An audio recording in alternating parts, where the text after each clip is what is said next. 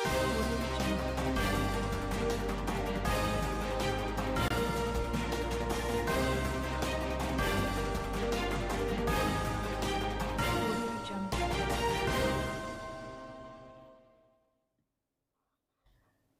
दोस्तों। देखिए, बड़ा बवाल मचने लगा है। जो लोग दूसरों को गोदी मीडिया कहा करते थे, उन लोगों को ही अब गोदी मीडिया में शामिल कर लिया गया है। आप सबको याद होगा कि रवीश कुमार एंड पार्टी उन सब लोगों को गोदी मीडिया कहते हैं जो नरेंद्र मोदी के समर्थन में बोलता है या राष्ट्रवाद की बात करता है, देश की बात करता है। उनकी नज़र में वो सब गोदी मीडिया है, नरेंद्र मोदी की गोद में बैठे हुए हैं। और आप स्पेलिंग की भी फ़र्क आप समझ लीजिए कि गोदी की जगह आप जी की जगह गोदी की स्पेलिंग में एम लगा दीजिए तो मोदी हो जाता है। तो इससे उनके मन की जो भड़ास है वो भी पूरी हो जाती है कि साहब मैंने मोदी को गरिया दिया या मोदी को भला बुरा कह दिया। क्योंकि ये जो वामपंथी है ना देश में, मीडिया में खासतौर से, इन्हें नरेंद्र मोदी को गाली दिए बिना, नरेंद्र मोदी की आलोचना करे बिना नींद ही नहीं आती। इन लोगों को सुकून ही नहीं मिलता जब तक ये नरेंद्र मोदी के बारे में सोशल मीडिया पर कुछ लिख ना दें, कोई वीडियो ना बना लें, नरेंद्र मोदी के खिलाफ कोई ऐसा एनालिसिस ना कर दें जिसमें नरेंद्र मोदी को नीचा दिखाया जा रहा हो या आने वाले समय में नरेंद्र मोदी की हार निश्चित बताई जा रही हो, तब तक इनको चैन ही नहीं मिलता है। और इन्हीं के बीच से अगर कोई शख्स ऐसा अगर सामने आ जाता है जो विपक्ष के ऊपर सवाल खड़े करने लगे, तो ये उसको भी गोदी मीडिया बताने लगते हैं। इनका मानना यह है कि विपक्ष कुछ भी करे, कांग्रेस चाहे कितनी भी गिरी हुई हरकतें करें, राहुल गांधी चाहे कुछ भी कहें, लेकिन राहुल गांधी को नरेंद्र मोदी का बराबर का नेता माना जाना चाहिए। और इनकी जब डिबेट्स और इनके आप वीडियोस देखेंगे तो उसमें राहुल गांधी के भाषण, कांग्रेस के नेताओं के जो बयान हैं उनके क्लिप्स और सोशल मीडिया पर उनके पोस्ट को रीशेयर करना, रीपोस्ट करना इनकी नेचर में शामिल है। तो ये जितने भी वामपंथी हैं, इन सब लोगों ने एक एजेंडा बनाया हुआ है कि सुबह उठो, चाय पियो और नरेंद्र मोदी को गाली दो।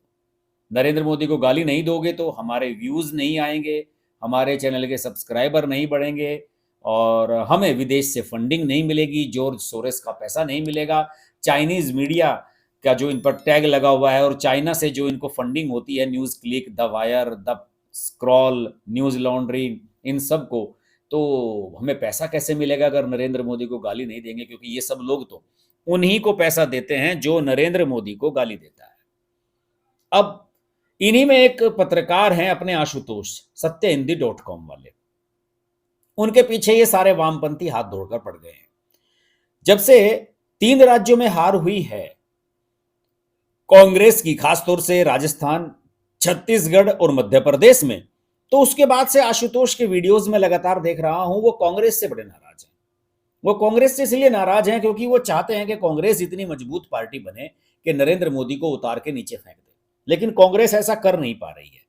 तो आशुतोष अपने उन वीडियोस में ये लगातार मांग कर रहे हैं कि साहब ये बताइए कि इतनी बड़ा घटना हो गई छत्तीसगढ़ में और राजस्थान में, 2-2 जगह कांग्रेस की सरकार चली गई, लेकिन पार्टी हाईकमान ने कमलनाथ और भूपेश बघेल या फिर खासतौर से अशोक गहलोत, इनके खिलाफ एक्शन क्यों नहीं लिया?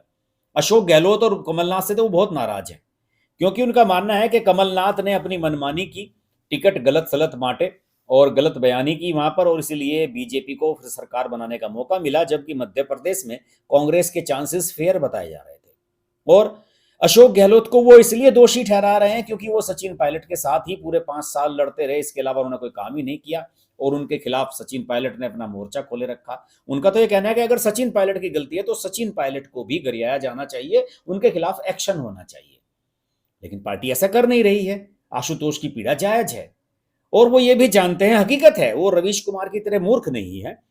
उनके मन में ये भी तय है, वो ये भी जानते हैं कि अगर कांग्रेस, जो देश की सबसे बड़ी विरोधी पार्टी है, ये अगर विपक्ष में मजबूत नहीं होती है तो विपक्ष की किसी भी पार्टी में इतनी हिम्मत नहीं है कि नरेंद्र मोदी को केंद्र से हटा दे। हकीकत बात है, ये सब जानते हैं, आप और हम भी ये बात जानते हैं। तो अपने को पिछले कुछ दिनों से जो उनकी डिबेट्स आ रही हैं, अपने चैनल पर वो सी वोटर वाले यशवंत देशमुख को बुला रहे हैं, जिनके बारे में ये कहा जाता है कि यशवंत देशमुख भी जो है प्रो मोदी हैं। लेकिन यशवंत देशमुख का तो काम है कि वो जो तथ्य हैं उनके आधार पर विश्लेषण करें, जो चीजें उनके सामने हैं, जो आंकड़े बता रहे हैं, उनके आधार पर अपनी बात रखें। वो तो बरखा दत्ता के चैनल पर भी जाते हैं, अन्य चैनल्स पर भी जाते हैं। लेकिन आशुतोष के बारे में गोदी मीडिया का एक टैग उन पर बारे में चलाया जाने लगा है और आशुतोष ने सोशल मीडिया पर बाकायदा एक्स पर, जिसे पहले हम ट्विटर कहा करते थे, उस पर बाकायदा पोस्ट लिखकर यह कहा है कि साहब मुझको गोदी मीडिया बना दिया गया है, मुझको भी गोदी मीडिया कहा जाने लगा है। मैं आपको ये चीजें आपको दिखाता हूं कि उन्होंने अपना ट्वीट किया क्या है। उनका ये ट्वीट है, 7 जनवरी को इन्होंने ट्वीट किया और इसमें जो उन्होंने ट्वीट किया है, तो मेरे बारे में ये तय कर दिया गया है कि मैं भी गोदी मीडिया ही हो गया हूं। अच्छा है, कुछ लोगों को काम मिल गया है। सुबह से शाम तक बीजेपी मोदी को गरियाइए तो आप अच्छे पत्रकार हैं, और अगर विपक्ष की आलोचना कर दें तो बिक गए हैं। अच्छा है, कोई मुझे बताए कि गोदी मीडिया और उनमें क्या फर्क है जो सुबह उठते ही बीजेपी सरकार को गाली देने का मौका खोजते हैं और फिर उनके साथी कहते हैं वाह क्या पत्रकारिता है। मैं दोनों को पत्रकार नहीं मानता। सच को सच कहें, आलोचना करते समय सत्ता और विपक्ष में फर्क ना करें तो पत्रकारिता है। ये उनका ट्वीट आया है और इसको बहुत सारे लोगों ने रिपोस्ट भी किया है। कुछ लोगों को इस पर आलोचना भी कर रहे हैं। कुछ लोगों ने कहा है कि पहले तो हमें शक था लेकिन अब यकीन हो गया है कि गिरती व्यूअरशिप को उठाने के लिए खुद ही विवाद खड़ा कर रहे हैं। मत करो ये सब, वैसा मत करो। और कुछ लोगों ने लिखा है कि देखिए आपकी ये जो पोस्ट है, अगर सच्चे और देश के लिए समर्पित पत्रकार होते तो तथ्यों और सबूतों के साथ मालदीव को आईना दिखाते, न कि इस टाइप से पोस्ट करते। मालदीव भी अब आंख दिखा रहा है। बिल्कुल, ये गोदी मीडिया है ही नहीं आशुतोष, बिल्कुल पक्का मैं कह रहा हूं। पत्रकार ऋषि चौधरी का देखिए, इनके नीचे एक कमेंट है कि पत्रकार वो है जो सच दिखाए और जिम्मेदार लोगों से सवाल पूछे, वो नहीं जो सत्ता की गोद में बैठकर खेलिया करे। आप गोदी मीडिया हो या नहीं हो, यह आपके आचरण पर निर्भर करेगा। साबित कर दीजिए कि नहीं हो गोदी मीडिया। यानी इन जनाब का यह कहना है कि नरेंद्र मोदी को गाली दो पानी पी पी कर, जिस तरह से रवीश कुमार देता है, तो सब आपके खिलाफ हो जाए, आपके समर्थन में आ जाएंगे। एक जिगर दोषी साहब हैं, लिख रहे हैं कि सर मैं आपके साथ हूं। मैंने राजनीतिक रणनीतिकार के रूप में एक पार्टी ज्वाइन की, फिर देखा उनको केवल सामने वालों को गालियां देनी है, खुद में सुधार नहीं करना है, मैंने इस्तीफा दिया। अब निष्पक्ष बात करता हूं तो उनको चुभती है मेरी बात। मैं जनता की भलाई की बात करता हूं, शुद्ध सत्य। ये सब लिख रहे हैं। आपको मीडिया बताकर आपके ऊपर एहसान कर दिया, जिसने भी बोला, वरना आप कौन सा मीडिया हो। मोदी विरोधी गैंग और टूल किट गैंग को मीडिया बता दिया। रोज दिखता है टीवी पर आपकी धुलाई होती रहती है और आपके पास तथ्य और तर्क नहीं होते, फिर भी आपको मीडिया मान रहा है कोई। तो आशुतोष इस समय बड़ी मुश्किल में फंस गए हैं। क्या करें, उनका एजेंडा यही था और यही बातें अब वो कर भी रहे हैं कि किसी तरीके से देखिए मालदीव सरकार झुकी, बॉलीवुड कई हस्तियां मोदी के लक्षद्वीप प्रेम पर सम्मोहित, इस तरह की खबरें इनकी वेबसाइट्स पर चलने लगी हैं। तो इन्होंने मोदी के समर्थन में जो मालदीव की जो 3 मंत्री को वहाँ की सरकार ने सस्पेंड किया है, जिन्होंने मोदी पर डेरोगेटरी रिमार्क्स किए थे, उन सब लोगों को सस्पेंड किया गया। इस खबर को आशुतोष ने ट्वीट कर दिया तो शायद उन्हीं को जो है गोदी मीडिया कहा जाने लगा। और देखिए एक ये ट्वीट इनका जरूर देखिए, एक बड़ा गौर तलब है। ईवीएम पर फालतू की बहस बंद होनी चाहिए, ये भी एक धंधा हो गया है।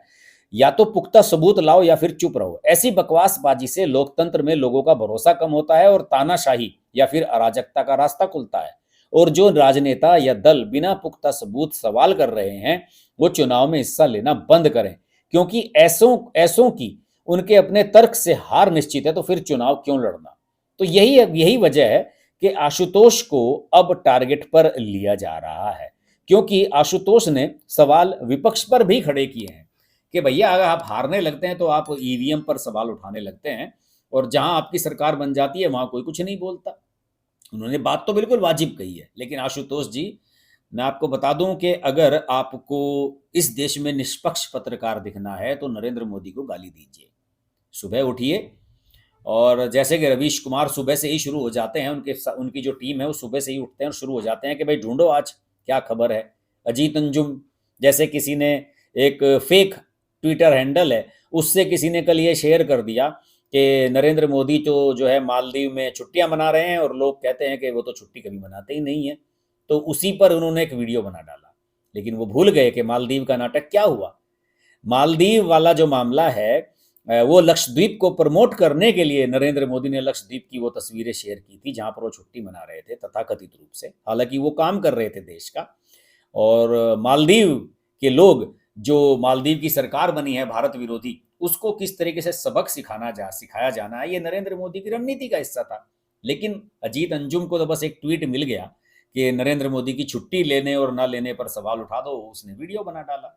तो इन वामपंथियों की सोच इतनी घटिया है। आशुतोष को मैं फिर भी, पहले भी आप मेरे वीडियो उठाकर गए, मैं फिर भी कहता हूं कि आशुतोष फिर भी बैलेंस बनाने की कोशिश करते हैं। वो नरेंद्र मोदी के भी खिलाफ है, लेकिन वो कांग्रेस और दूसरे विपक्ष के जो नेता हैं वो भी जो समय समय पर गलत हरकतें करते हैं, या जिसे कहते हैं ना मुंह में राम बगल में छुरी वाली बात करते हैं कि कहते कुछ हैं और करते कुछ हैं, तो वो उन पर भी सवाल खड़े करते हैं और सवाल खड़े करने भी चाहिए। लेकिन दिक्कत यही है कि आशुतोष जी, आप पर गोदी मीडिया का टैग लगा दिया जाएगा, और गोदी मीडिया का टैग लगने से लोग डरते हैं। अब किसी को कोई गोदी मीडिया कह रहा है तो किसी के कहने से क्या फर्क पड़ जाता है। गोदी मीडिया कोई ऐसी टर्म नहीं है कि आप उसे अपमानजनक माने, डेरोगेटरी मांगे या कुछ भी इस तरह में। मेरा मानना है कि इसको अवॉइड कीजिए, इस पर आप ध्यान ही मत दीजिए कि कौन आपको क्या कह रहा है। आप सिर्फ अपना काम ईमानदारी से कीजिए, जो कर रहे हैं तथ्यों के आधार पर बात कर रहे हैं, तथ्यों के आधार पर ही करें और सही पक्ष सामने रखें।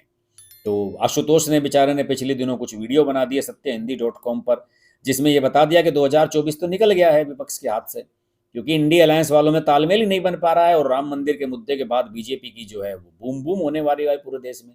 अब इसी वजह से सोशल मीडिया पर उन्हें गालियां देने लगे हैं लोग, और उनको गोदी मीडिया कहा जाने लगा है। यही इस देश का हाल है। आप अगर सरकार के समर्थन में बोलेंगे तो आपको गोदी मीडिया कहा जाएगा, सरकार को गालियां देंगे तो आपको निष्पक्ष पत्रकार कहा जाएगा। बाकी सच क्या है, झूठ क्या है, ये आपको तय करना है। मुझे लगा कि आज मीडिया से रिलेटेड ये मुद्दा आया है। आशुतोष जी से मुझे पूरी सहानुभूति है कि वो बेचारे गोदी मीडिया है नहीं, फिर भी उन पर गोदी मीडिया का टैग लगा दिया गया, तो मुझे पूरी उनसे सहानुभूति है। मैंने सोचा कि उनके विचार आपके समक्ष रखे जाएं। आपको ये वीडियो कैसा लगा ज़रूर बताइए, और अगर इस वीडियो को आपने पसंद किया है तो इसको लाइक भी कीजिएगा, शेयर भी कर दीजिएगा। चैनल अभी तक सब्सक्राइब नहीं किया है तो सब्सक्राइब कर लीजिए इस चैनल को। इस चैनल पर बड़े मज़ेदार वीडियोज़ मैंने बनाए हैं, लाखों लाखों लोगों ने देखे हैं, आप भी उन्हें मिस मत कीजिएगा। आपसे फिर होगी मुलाकात, तब तक के लिए नमस्कार।